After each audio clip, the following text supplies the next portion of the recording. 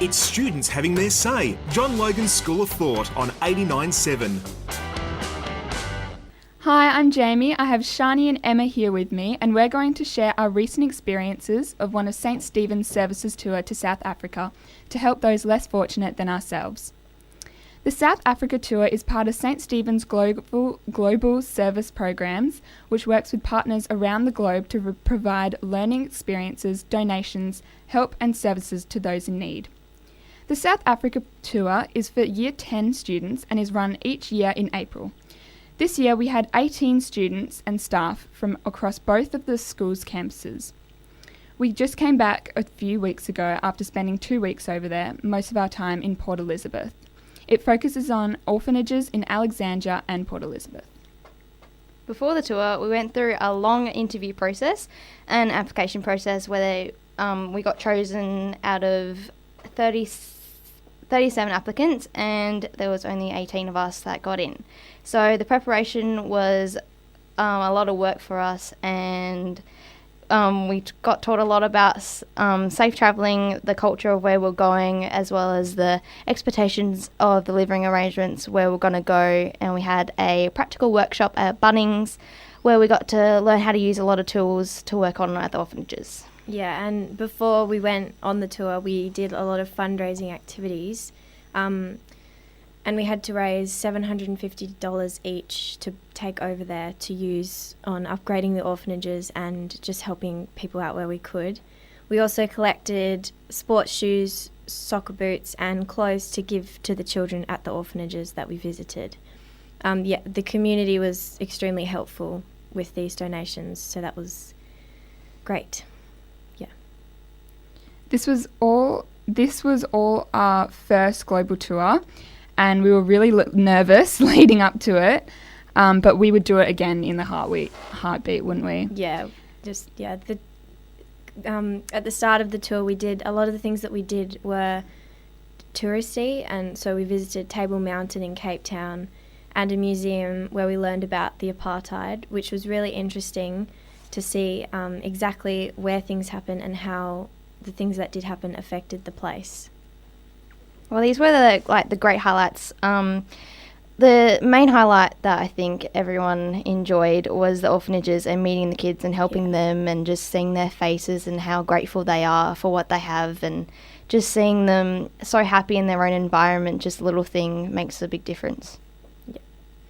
We visited Mikono Primary School and played soccer with the children there. This was our first part of the tour that was classified as service learning. And I remember we walked into one of the classrooms and some of the little girls came over, and one of them sat down in my lap and she held up a picture, and she was trying to explain what it was. And although she couldn't speak English, you could just tell that she was extremely proud of the work that she had produced. Also within Mikono Primary School that we visited a few weeks prior to when we came, one of the classrooms was actually torched. So that was their great art class where they had their Wi-Fi and all their stationery and pencils.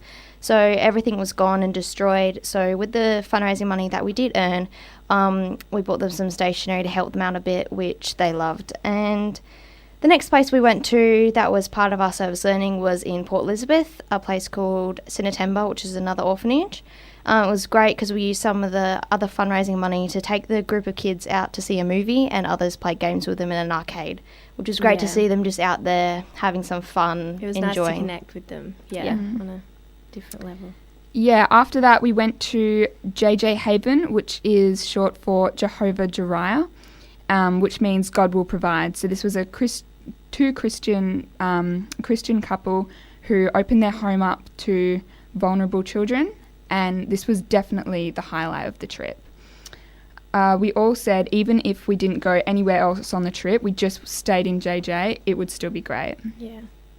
Every day the routine was that we'd wake up at 5, then we'd work until 5 and then PM, and then we'd play with the children until 8 o'clock at night. So it was a long, long day. Each of us here were all part of different groups of working in JJ. So myself, I did what we called the bits and bops group. So just around the place, we fixed up play equipment like the playground. We built some wooden blocks just to make it a bit more sturdy so they wouldn't fall off, just to make it a bit safer.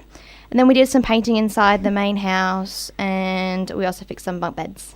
Our group was to build shade shelters, which was a challenge because the ground over there is very hard. So it took us, I think, a day just to dig the holes for the poles.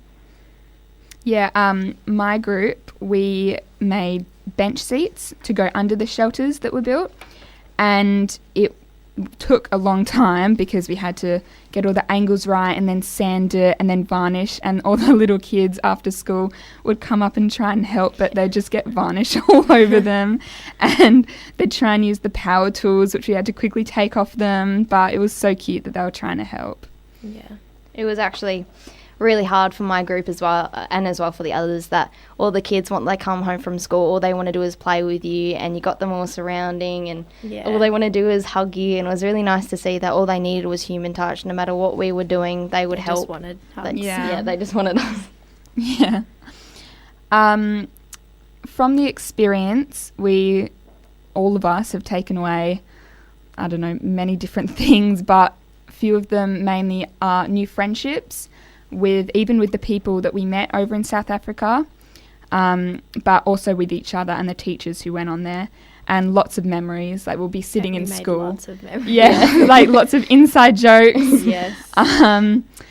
But also like life experiences and the maturity maturity a lot levels. Of us, before we went on the trip, we were still mature, but we definitely developed a lot more maturity as a result of the trip. Definitely, we all have a new outlook on life, especially how lucky we are and how much we have in comparison to what they did, even though that's not really what we went over there for, but still just little things of saying the importance of family, that's all you need in life. Yeah. Yeah. Yeah. Sorry. One of the ladies because there were 2 houses that we stayed in JJ, and in each of the houses there were ladies that worked there to cook for us and do our laundry and all that sort of stuff. And one of the ladies, she was saying that her friend was actually jealous of her life, and she had no idea why. Like, her husband didn't work, so she was the one who had to earn all the money. They didn't have a lot of money. Yeah, they didn't have a lot of money, but the lady said to her, well, you have a loving family. And she went, oh, yeah, I guess I do. So we all kind of sat there and was like, oh, we should probably appreciate our families a bit more. And we definitely do.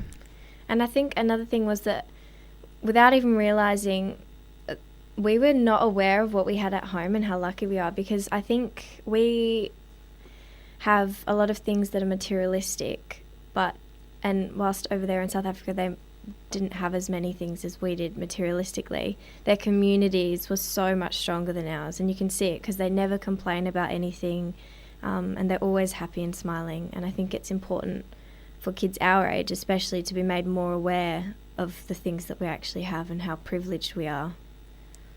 Especially to add to that, one of the couple that actually started up JJ, he said, and he made a little speech to us at the end saying that we showed him more respect and more kindness than anyone does where he lives. So we thought that was very touching and quite confronting, as well, as everyone here in Australia is so friendly. You just walk down the street and someone would smile, but over there they don't get that respect. No, it's sad. Everyone cried in that speech. And even the kids, they remember the kids from last year. We arrived, and some of the little kids were going, oh, do you know this person, that person? We're like, oh no, they came from last year. Yeah. It shows that we make a difference, though. You don't think really about it. Just 18 kids from a school in Perth just make a huge difference to their lives. Yeah. Yeah. You can see that in like the love that they show us. They don't even know us. As soon as we arrived, they were running up, hugging us, following us wherever we went. Like, when we left, they wrote us letters, so you could just see everyone walking around with this stack of letters. Oh, it was just, on all the kids, they would call you, like, all the girls, they'd call them mum. Yeah, and they'd or all mama. say, "I love you." Yeah. Yeah. All they wanted to do was run up and give you a hug because it was really cold at night. So you just find a little kid and you just make cradle eye them. contact, and then they just start running up to you like with their hands open, just wanting to hug. You could go up to anyone and just hug them, and they would hug you back, like no Yes. matter what age they were. Yeah. I think that's why when we had to leave JJ, that was the hardest part Oh, because they just want hugs, and when you have to leave them to get on the bus, they just follow you.